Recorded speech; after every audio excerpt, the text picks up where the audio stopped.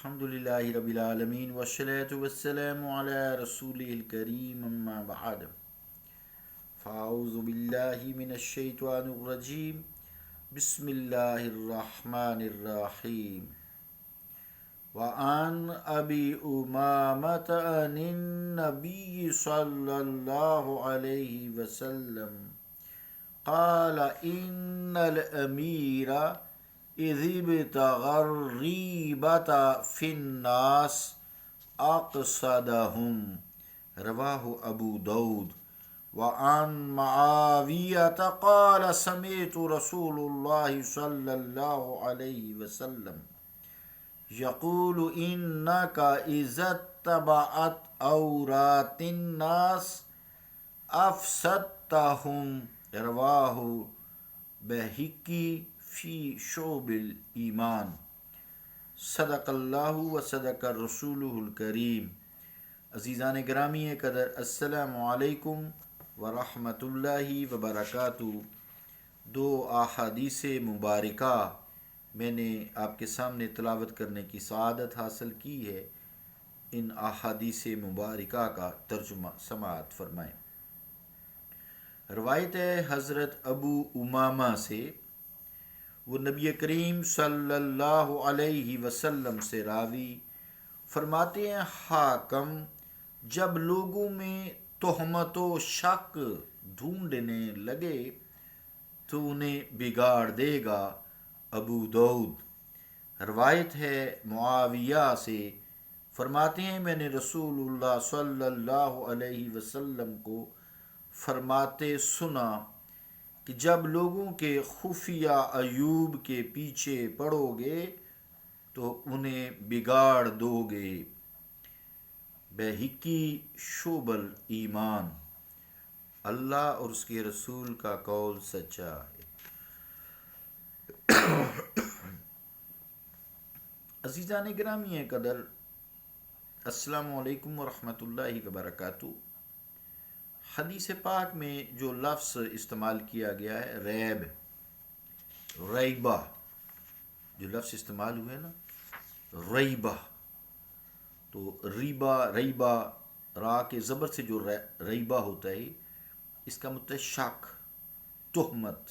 قرآن کریم میں ہے جیسے نا الف لام میم ذالک الکتاب لا ریب فیہ، تو ریب کا مطلب شک، وسوسہ ہونا، تہمت لگانا۔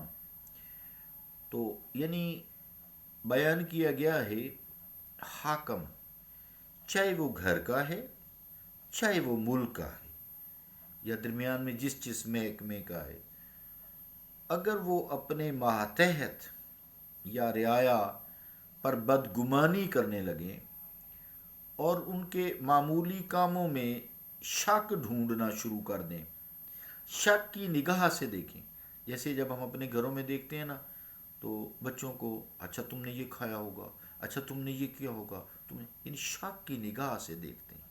تو اس طرح ہماری اولادیں یا حاکم اگر ہے تو اس کی رعایا اگر اس طرح بات بات پر شک کرے تو اولاد ہو یا کوئی ہو، یعنی جو بھی ماتحت ہوگا اس سے وہ بدگمان ہو جائے گا، اس کو اچھا نہیں جانے گا۔ جب اچھا نہیں جانے گا پیٹ کے لیے تو کرتا رہے گا یا مصیبت سے بچنے کے لیے، لیکن اس کو دل سے اچھا نہیں جانے گا، اس سے وہ محبت نہیں کرے گا جو ایک محبت حاکم سے یا اپنے افسر سے یا ماں باپ سے کرنے کا حق ہے۔ حاکم وہی ہوتا ہے، جیسا کہ حدیث میں بھی آیا کہ ایک حدیث میں ہے کہ جس کے نیچے 10 بندے ہو،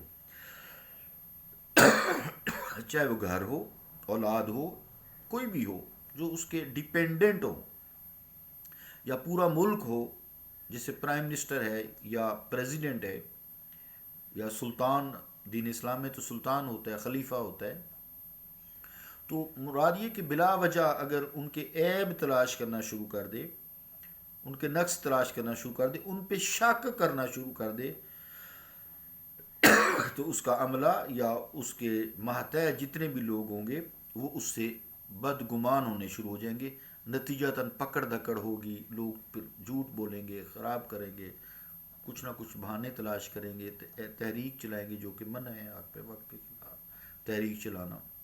ہم پیچھے حدیث پڑھ کے آئے ہیں تو مراد یہ ہے کہ ایسا سخت سربراہ ان کی دین و دنیا بھی برباد کر دے گا نا.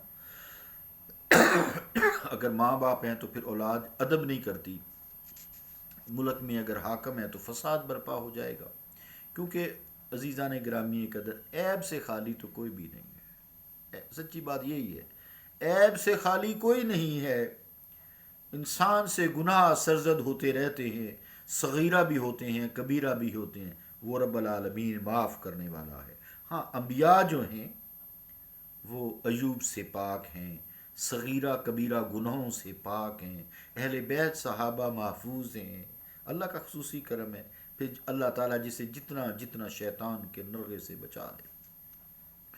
عزیزان گرامی قدر، حضور کریم صلی اللہ تعالیٰ علیہ وآلہ وسلم نے بڑے بڑے گناہ گاروں کو، جبکہ وہ خود بھی کبیرہ کا اقرار کر چکے تھے، تو آپ نے ان سے چشم پوشی کی کوشش کی ہے، جس میں حضرت ماعز رضی اللہ تعالیٰ عنہ کا واقعہ اور ان کے ساتھ ایک عورت کا واقعہ آپ پڑھ چکے ہیں کہ آپ نے اتنی چشم پوشی کی کہ ان کو رجم نہ کیا جائے، لیکن آخر کار انہوں نے کہا جی ہمیں پاک کر دیجیے. جنتی ہو گیا، اعلیٰ مقام دونوں نے پایا. تو دوسری یہ ہے کہ جو سربراہ ہے وہ اپنے عوام سے، اپنے ماتحتوں سے اف درگزر کا کام لے. کوئی غلطی ہو جائے تو ان کو چشم پوشی کرے. ہو سکتا ہے اس کی چشم پوشی کرنے سے وہ باز آ جائے.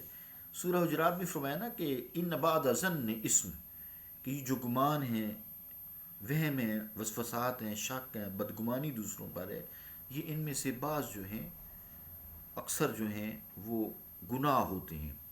ان بعد ظن اسم، بہت گناہ ہوتے ہیں. ولا تجسسوا، جاسوسی نہ کیا کرو. ہم اپنے عیب تلاش کرو اور اپنی اصلاح کرو اور لوگوں کی کوشش کرو، خوبیاں تلاش کرو.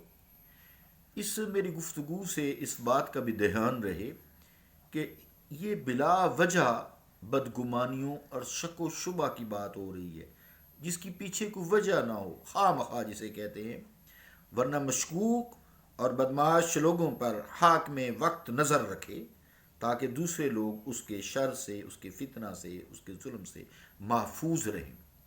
اور بلکہ یہ تو پورا ایک ملک میں بیرونی ممالک کے لیے، کفار کے لیے، یا اپنے ملک میں جاسوسی کا محکمہ ہے. آپ دیکھ لیں ہمارے جتنے بھی حکمران آتے ہیں، انہوں نے خاص خاص فورسز بنائی ہیں جو لوگوں کی جاسوسی بھی ساتھ ساتھ کرتی ہیں. پتہ چلتا ہے کہ فلاں فلاں علاقے میں فلاں بندہ کیا کام کر رہا ہے. پھر اگر ان کو خریدتے بھی ہیں، پھر آپ کو پتہ ہی ہے، پھر جیلوں میں بند کرتے ہیں، پھر ان سے گلواتے ہیں، ہاں بھی سناؤ تمہارا پیچھے پیچھے کس کس سے تعلق ہے، یہ نوٹ، یہ چیک کہاں سے آئے ہیں. تو یہ محکمہ جاسوسی بھی ملک کو فائدہ دیتا ہے، سٹیبل کرتا ہے، تاکہ لوگوں کو فتنہ فساد سے یا دوسرے ممالک کے ظلم و استبداد سے بچایا جائے. تو یہ اور بات ہے. یہاں جو حدیثوں میں بات ہوئی ہے وہ خواہ مخواہ جسے کہتے ہیں بلا وجہ کسی پہ بدگمانی نہیں کرنی چاہیے، شک شبہ کی نگاہ سے نہیں دیکھنا چاہیے. اور خصوصی طور سے جو عورتوں کے بارے میں ہے کہ اگر کوئی شخص کسی پاک دامن بے خبر مومن عورت پر تہمت لگائے تو یہ گناہ کبیرہ ہے. یہ گناہ کبیرہ ہے. عزیزان گرامی، اس سے ہی آگے آپ ساری باتیں سمجھ لیں کہ بدگمانی جو ہے وہ نبی مکرم صلی اللہ تعالیٰ علیہ وآلہ وسلم نے، خواہ وہ حاکم تھوڑے افراد پر ہو، خواہ وہ پورے ملک کا ہو، اپنی ماتحت کے بارے میں منع فرمایا ہے. اس طرح بدزنی پھیلتی ہے اور انتشار پھیلتا ہے اور اس بندے کی رسپیکٹ بھی نہیں رہتی. صلی اللہ تعالیٰ علی رسول خیر خلقہ محمد وعلی آلہ وصحابہ اجمعین برحمتک یا ارحم الراحمین.